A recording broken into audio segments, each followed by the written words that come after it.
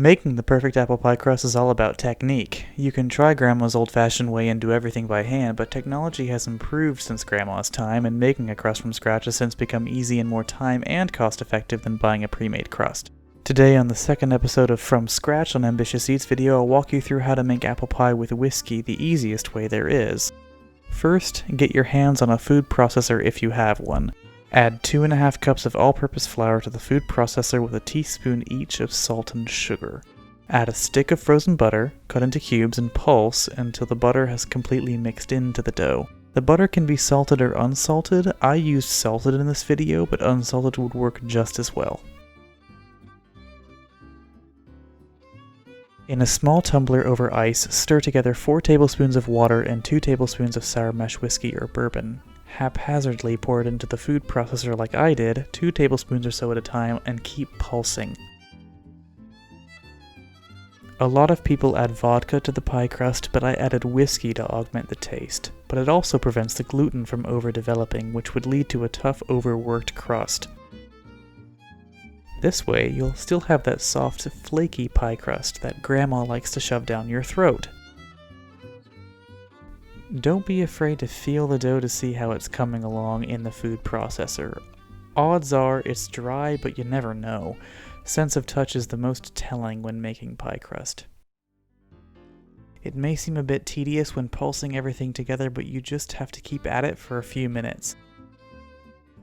To check if the dough is ready, take a bit of it and pinch it in between your fingers. If you've got chunks of dry flour still in there, it's not good, but odds are you'll have a smooth, slightly sticky or tacky dough like I do in the video. Remove the dough from the food processor and separate into 2 discs and use your palms, not your fingertips at all if you can avoid it, to form them together, getting rid of any large cracks. Add flour if necessary, as long as it's still a bit tacky to touch.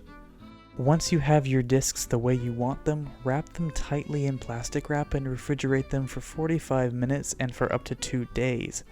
After that, freeze it and thaw it in the fridge overnight if you want to use it at a later date.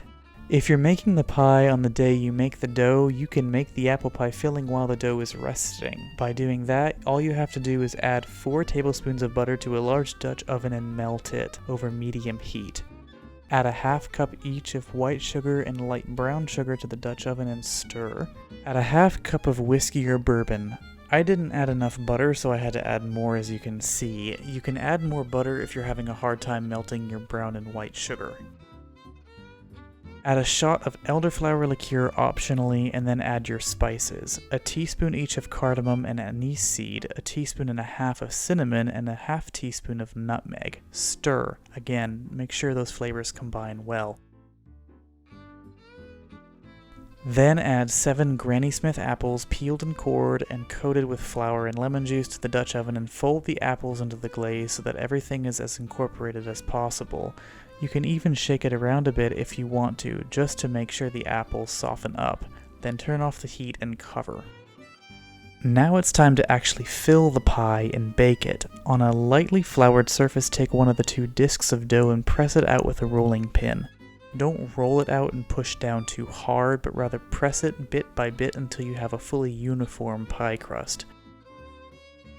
Roll it up onto your rolling pin and place it onto a 9-inch pie plate. Press out any air between the crust and pie plate. If you skip this step, you could crack your crust during baking and all that filling will leak out. Then, roll out the second disc and cut it into 1/2-inch wide strips. We'll be making a lattice pie today, which looks sophisticated but is actually really easy. Set the strips of dough aside and then fill your pie. Add 4 vertical strips on top of your filled pie. Pull 2 back and add 1 horizontal strip. Put the 2 strips that have been pulled back once again to their original position. Pull the other 2 strips back. Place another horizontal strip of dough over the pie. Put those 2 strips back in their original position. Taking a pair of scissors, cut off any excess dough. Leave some overlapping the pie plate by about 1 centimeter or so.